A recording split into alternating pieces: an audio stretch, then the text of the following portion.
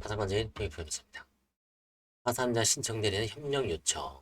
일반적으로 선임 후 얼마 지나지 않는 파산관제인이 파산자의 사업 등을 파악하기는 어렵다고 할 수 있다. 따라서 파산 절차 개시 직후 파산관제 업무의 초동 단계에서 파산관제인은 신청 대리나 파산자 본인 외에 법인 파산의 경우 대표자나 격리 담당자 등에 대하여 협력을 요청하게 된다. 예를 들어 법인 파산의 경우에는 다음과 같은 대응을 요구하는 것을 생각할 수 있다. 첫 번째, 파산관제가 신청 대리인의 최초 협의에 대표자 외에 격리 담당자 등의 동석을 요구하는 동시에 격리 소프트웨어를 사용할 수 있는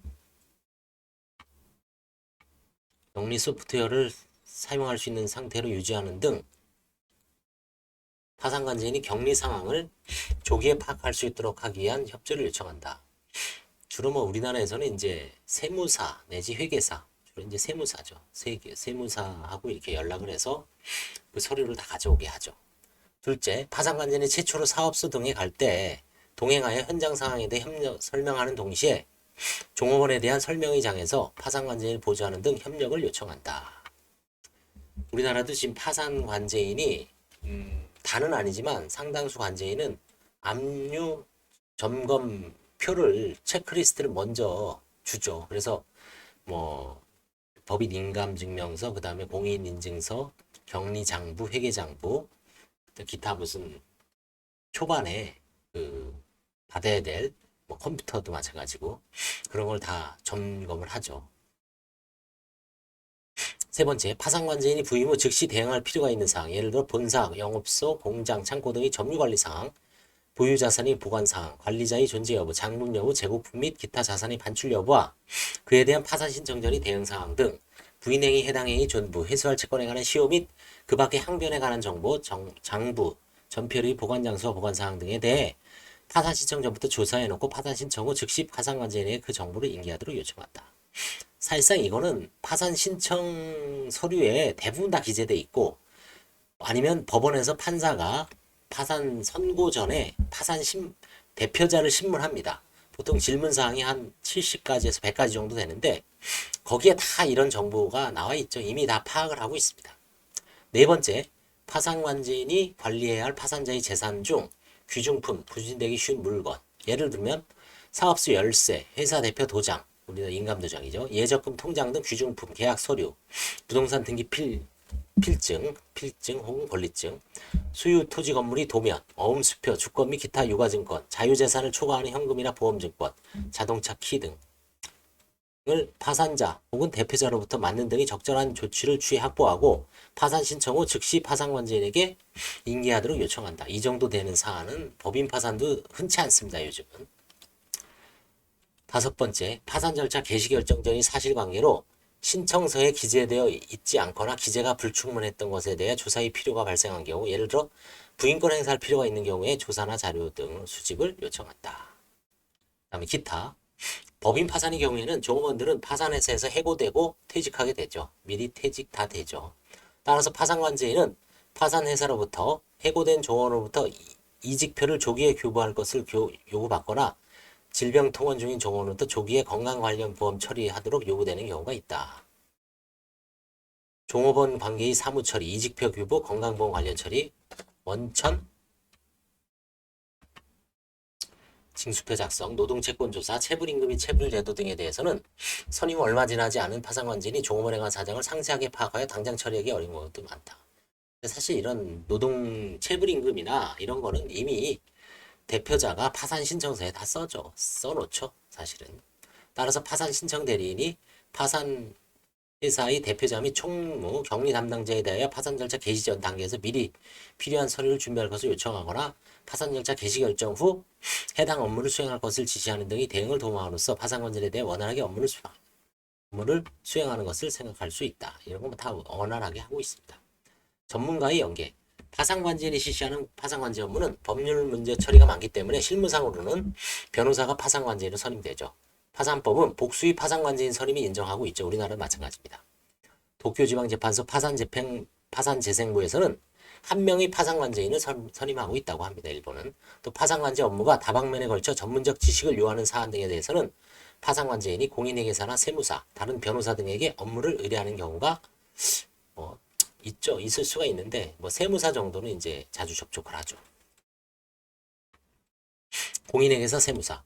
파산재단이 대구명인 경우 세무 처리가 복잡한 경우나 파산 절차 개시 전에 회계장부 정리가 혼란스러우며 재산 은닉이나 부인 대상 행위 존부 등을 판단하는데 특히 정밀 조사가 필요한 경우 회계조사, 세무신고 업무에 대하여 공인회계사, 세무사에 대한 위임이 필요한 경우에는 파산재단의 규모와 조사 비용을 고려하여 의뢰하는 사무의 범위를 명확히 한 후 위임할 필요가 있죠. 돈을 줘야 되겠죠.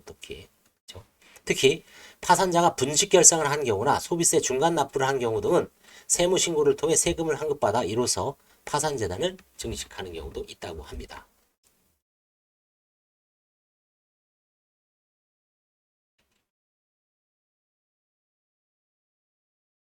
이런 장면에서는 파산관절이 종전 파산자의 고문세무사 등이었던 자에게 협력을 요청하는 것을 생각할 수 있겠죠.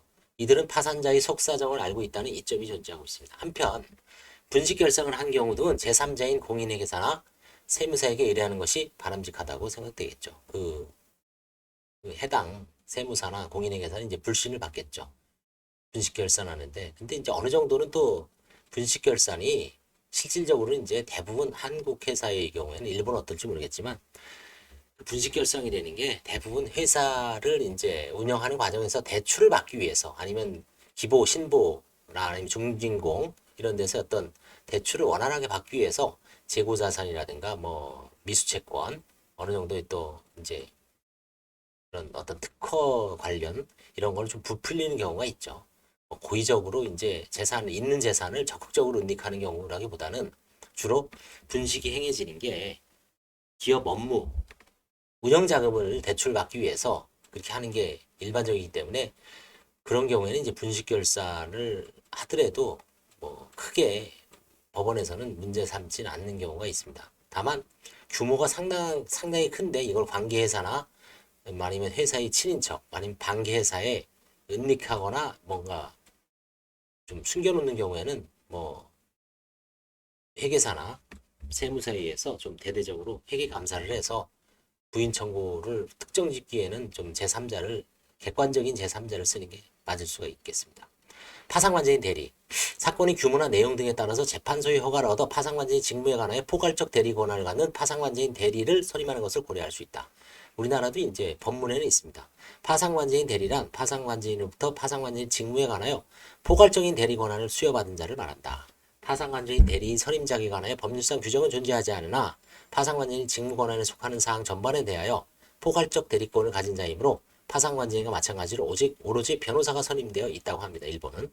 파상관제인 대리에는 파상관제인과 동일한 법률사무소에 소속된 법문 변호사뿐만 아니라 다른 로펌 변호사를 선임하는 경우도 있다.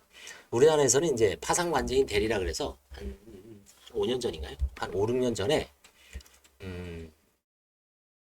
지금 정준영 수석부장님 시절에 이제 파산부 수석부장 시절에 이제 서울해생법원 수석부장 시절에 파상관제인 대리제도를 시행한 적이 있죠.